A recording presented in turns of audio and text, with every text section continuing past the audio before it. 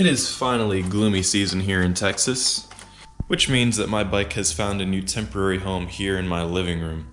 So I figured I would take some time to go over the controls, how to use them, and how to use the different rider modes. So let's get into it.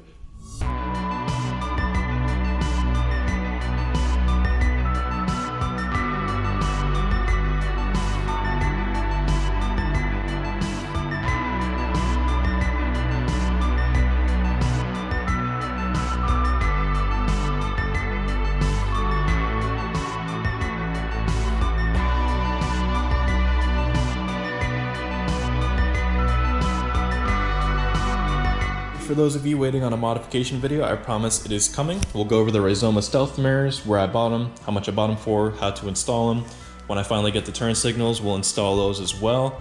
Whether or not I want to go with a clear clutch cover, I'm still deciding, so that'll be in that video, and we will also go over the tail tidy. So thank you for watching. Thanks for over 100,000 views in the past couple of months. All the subscribers, the thousands of hours of watch time. I don't have any social media, so there's no way for me to promote this channel. So just the algorithm doing its thing and you guys liking, commenting, subscribing, all that good stuff is freaking awesome. Keep it up. I appreciate it. Thanks for watching today.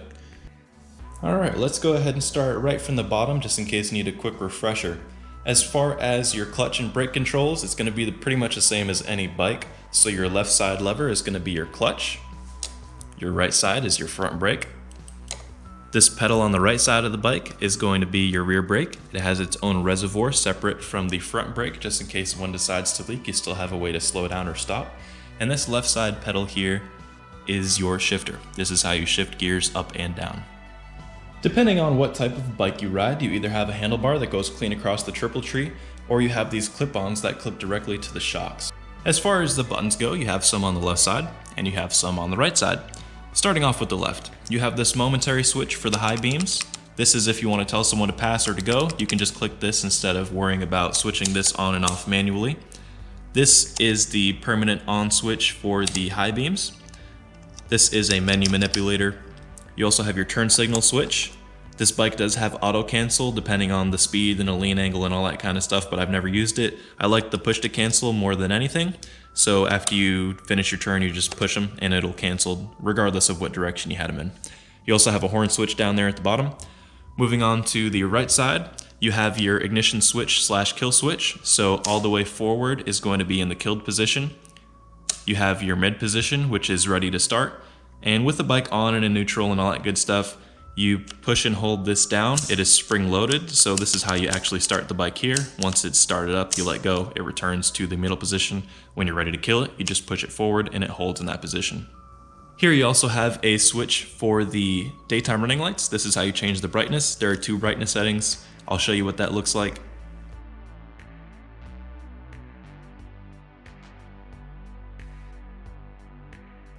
And finally, down here at the bottom, you have your hazard lights. Moving on to the clutch. The clutch is hydraulically controlled on this particular bike. You can see the clutch fluid reservoir right there. Now you simply push the lever forward, adjust this set screw in or out, and that in turn increases or decreases its resting position. So it makes it easier to adjust to smaller or bigger hands. You don't have to deal with any cables, set screws, nuts, or bolts. It is also going to be the same process for the brake lever. Alright, now that we've covered most of the basics, I've got my key in hand. I'll show you something real quick here with the steering column. Now most modern bikes, if you turn the handlebars all the way to the left, you can insert the key, turn it all the way counterclockwise, and it will release this steel pin that therefore locks the handlebar from being able to be turned. Doesn't stop the bike from being picked up or towed away, but it does stop someone from just rolling away with it easily because it'll just go around in circles. So nice little feature to have. Definitely not going to stop your bike from getting stolen, but it does make it harder. Now this ignition has 3 different positions. You've got lock, off, and on. We'll go ahead and take this lock off. Turn the handlebars back straight so we can get a good view at this screen. We will turn the ignition on. When we do that, it's going to do a neat little song and dance for you. While it's doing that, you don't want to try to start the bike. There's a couple reasons for that. We'll get into it. We'll show you what the song and dance looks like.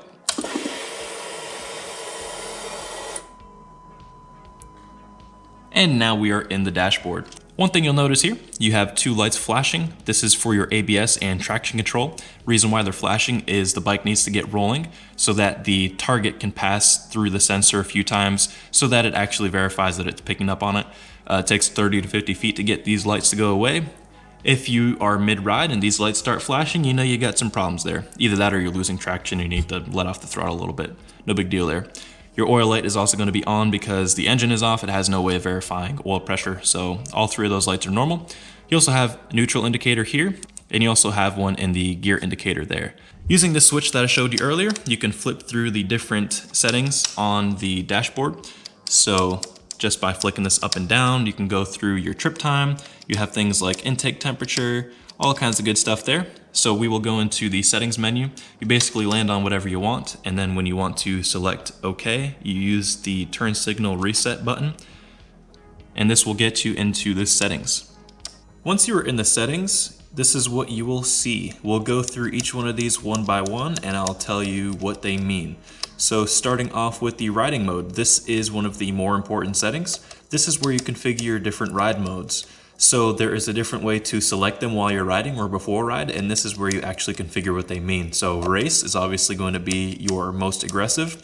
You have, I think, 6 different settings in here. So one for engine, one for Ducati traction control, one for anti-lock brake system, one for Ducati wheelie control, engine brake control, Ducati quick shifter, and you can also return this particular race setting to default instead of doing all 3 of them at once. Starting off with engine, it gives you a little visual of what you're adjusting along with a breakdown in layman's terms of what it means. So high engine output, you're getting full power and dynamic throttle input. And if we go down to low, you're getting reduced power along with a smooth throttle. That is the horn. Ow. Go to Ducati traction control. The higher the number, the higher the level of intervention. So number 8 is going to be suitable for wet environments or if you're just getting started out on the bike, and 1 is going to be your most aggressive. Going on to anti-lock brake system, you only have 3 levels of adjustability here, 3, 2, and 1. 1 is going to be your most aggressive, 3 is going to be your least aggressive. And if you're ever in doubt, this little display will tell you exactly what that setting means in terms of intervention level. Moving on to engine brake control. This is how hard your engine brakes while you let off the throttle, so you basically don't even have to use the brake if you're using level 1.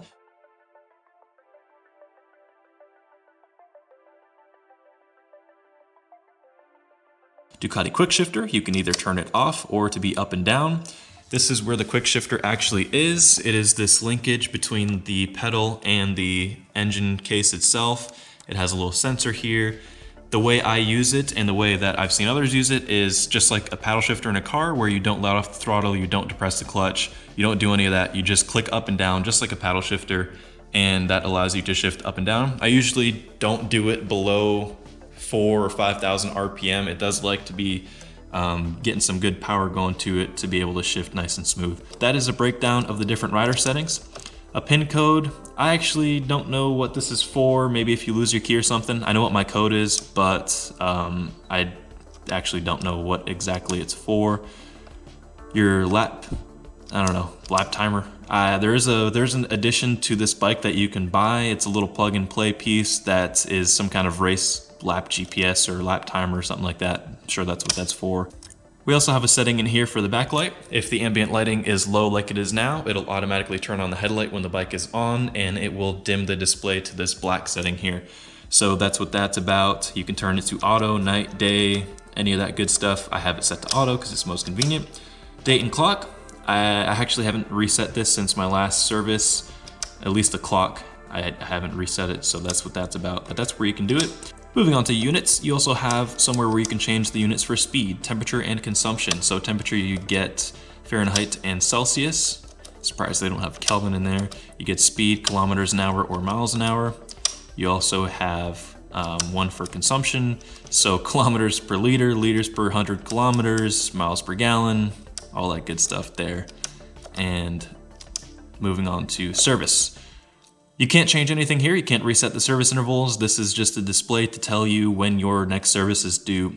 Tire calibration. If you install tires that are a different circumference or a different profile than the factory tires or the ones that you had on there previously, this is where you'll want to do a tire calibration. Your daytime running light settings are here. You can have it in auto or manual. I have most of the stuff set to auto. Your turn indicators, I have them set to auto, but I usually cancel with the button before it has the chance to reset automatically. And you also have your battery information there. So although it says information, it doesn't give you a whole lot of information, but it is nice to be able to see your 12.1 volts there, or your 14 volts running without having to hook up a multimeter or anything like that. All right, now that we've gone through all the different settings in the menu, I have returned to the home screen, where we can see that the bike is currently in sport mode. To change the mode, all you have to do is press and hold on the OK button or the turn signal reset button, and that will bring up this menu here. So I will exit out and show you what it looks like on the screen. I'll press and hold the button. We'll get this here. We have our 3 different modes: race, sport, street. It'll give you a confirmation here on the right of what your different settings are set to. And you just select which one you want, press OK, and this time you won't hold, you'll just press, and it will enter that mode. So we'll go ahead and enter street, press OK. And now we can see it's in street mode. One thing about changing your ride mode while you are actively riding, you can't do it while there is any brake pressure or while there is any throttle input. So you have to make sure that you do this at a complete stop, or while you're coasting to a red light or a stop sign or something like that. If I'm changing the ride mode on the fly, I'll usually pull the clutch in as I'm coasting to a stop. I will select my ride mode, release all brake pressure, click OK. It'll take a couple of seconds to enter the next mode, and then you'll be in whatever mode you want to be. So there's that. That is a quick and dirty on how to use the Ducati Rider interface. If y'all have any questions, please make sure to drop them down below and I'll get to them.